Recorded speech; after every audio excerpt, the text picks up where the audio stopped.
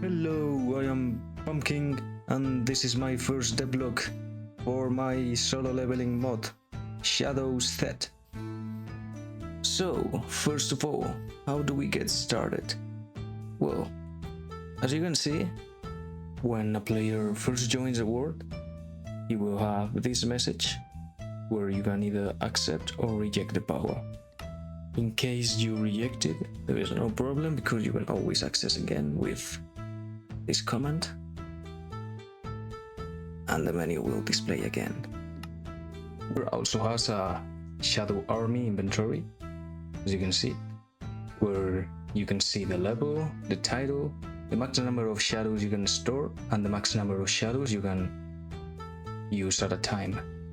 As you can see, we have no shadows yet, so it says we need to enable the shadow eyes and kill them off.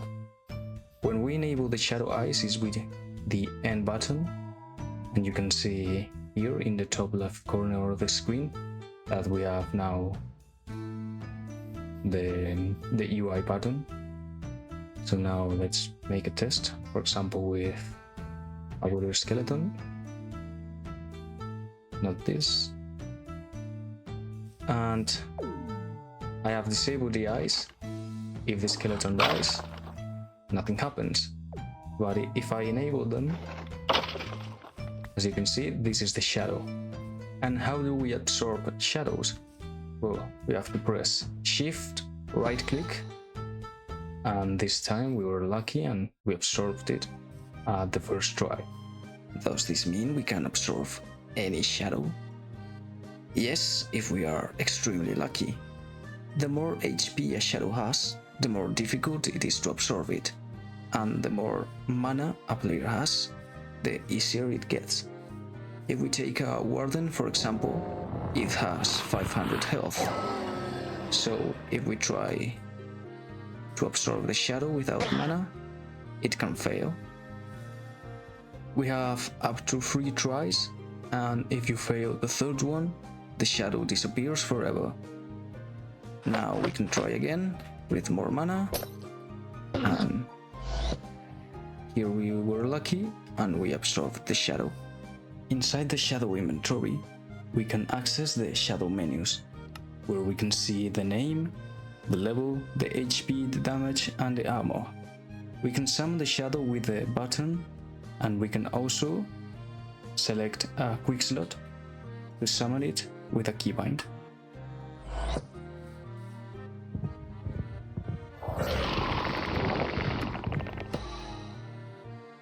A shadow will always require a proportional amount of mana regarding the original HP of the shadow, meaning that if the warden has 500 HP, the shadow will always require 625 mana to be summoned. When a shadow dies in battle, it will always consume the mana it requires to be summoned again. In this case, we have the warden on aggressive, and it will start attacking mobs.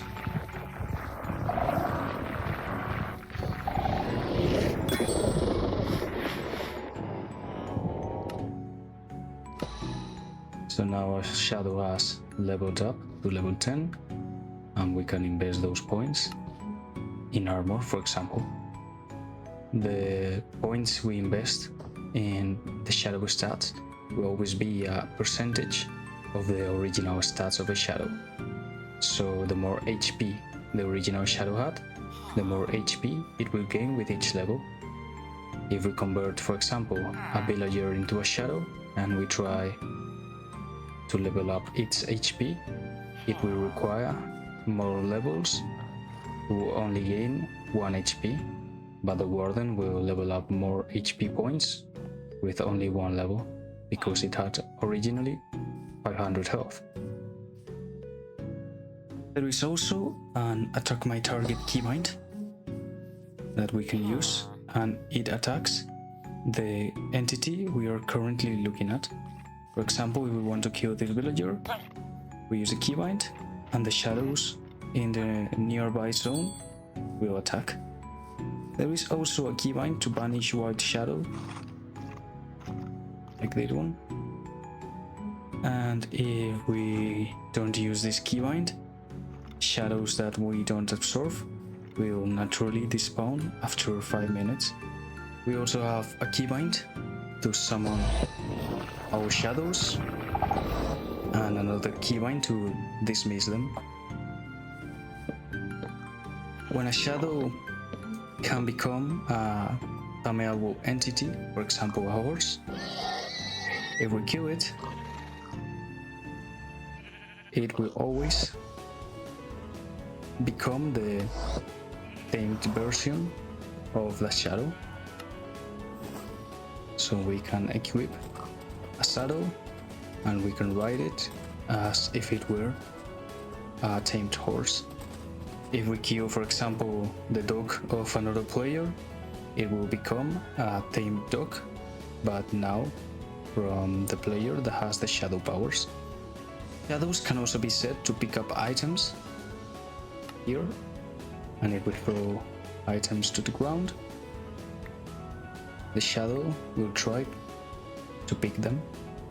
These items can be accessed in the shadow storage keybind, and it will work as an ender chest.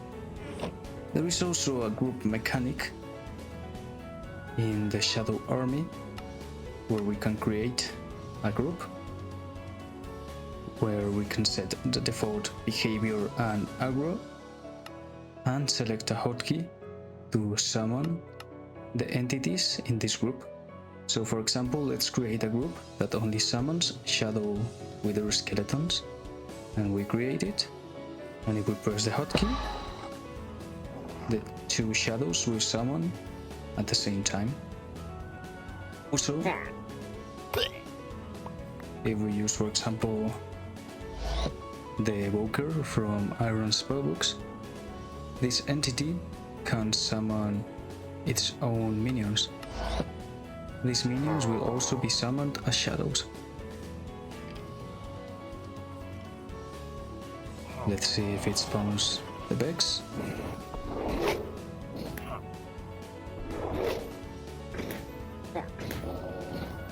And here, these Bex are summoned as shadows. They will disappear after the spell has finished. This also works with bosses of Iron Spellbooks, and this also works with vanilla entities like the normal evoker. If we want to release a shadow forever, to save a storage for example, we can press this button and the shadow will disappear forever.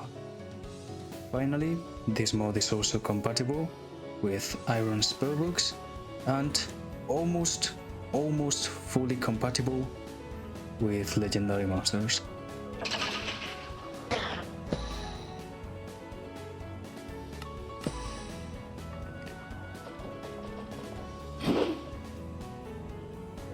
As you can see.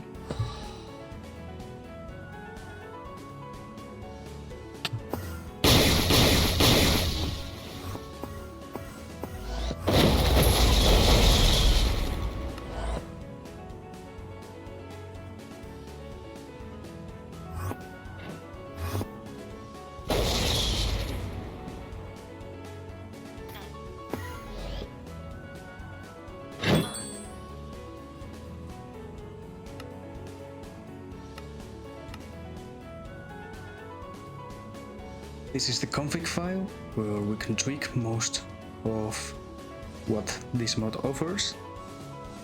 And for example, here we can disable the shadow progression. If we were to disable it, we could set the max number of shadows we can have and the max number of stored shadows without the leveling up feature. We can also change how difficult it is to absorb a shadow and how much mana does it cost to summon the shadow. There is also the tweak of the cooldown, the time it takes to swap position with the shadow. And this is, for example, how far entities can be when you press the attack my target keybind. Here is the conversion based chance. If we put, for example, 2, it will be twice as easy as if we put 0.5, then it will be twice as hard to absorb a shadow. Then finally we can change the HUD position of the shadow eyes, but by default it will be on the top left corner of the screen. But if there's any incompatibility with any mod, then we can set and change it, for example, to the top right corner. And here are entities that will never be converted into shadows. For example, imagine we want an armor stand to be never converted into a shadow. Then